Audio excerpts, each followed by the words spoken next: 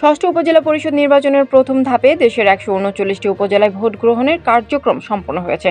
Vote গ্রহণ চলেছে সকাল 8টা থেকে বিকেল 4টা পর্যন্ত।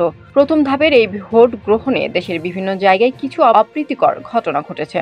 সুনামগঞ্জের সাল্লায় ভোট কেন্দ্রের সামনে 2 চেয়ারম্যান প্রার্থী সমর্থকদের মধ্যে সংঘর্ষে 10 জন আহত হয়েছেন। মুন্সিগঞ্জের গজারিয়ায় একটি কেন্দ্রের বাইরে এক পুলিশ সদস্যকে মারধর করেন আনারস প্রতীকের সমর্থকরা।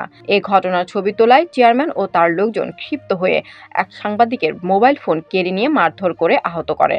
অবরুদ্ধ করে রাখা হয় কেন্দ্রের ভেতরে থাকা আরও অন্তত 7 জন সাংবাদিককে। সিরাজগঞ্জের বেলকুচি উপজেলা পরিষদ নির্বাচনে 1,10,000 টাকা সহ এক ইউপি চেয়ারম্যান আটক হয়েছেন। জানা যায় তিনি ভোট কেন্দ্রে টাকার বিনিময়ে চেয়ারম্যান প্রার্থীর ভোট কিনছিলেন। ঘটনার পর পুলিশ ও নির্বাহী ম্যাজিস্ট্রেট ঘটনাস্থল পরিদর্শন করেছেন।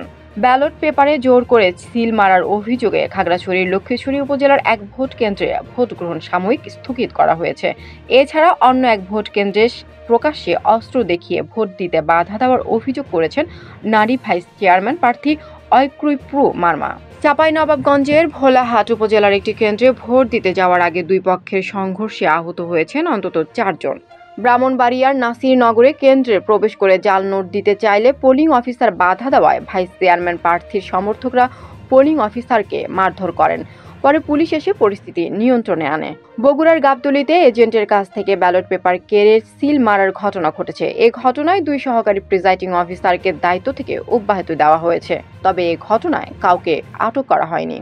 ময়মনসিংহের হালুয়াঘাট উপজেলার সাকুয়াই বহুমুখী উচ্চ বিদ্যালয় অ্যান্ড কলেজ কেন্দ্রে জোরপূর্বক ভোট দিতে আসা ও কেন্দ্রে বিশৃঙ্খলার অভিযোগে 4 জনকে আটক করা হয়েছে।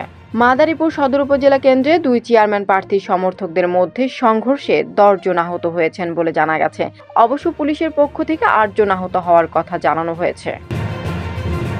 তানজিনা ইসলাম, জেপি নিউজ।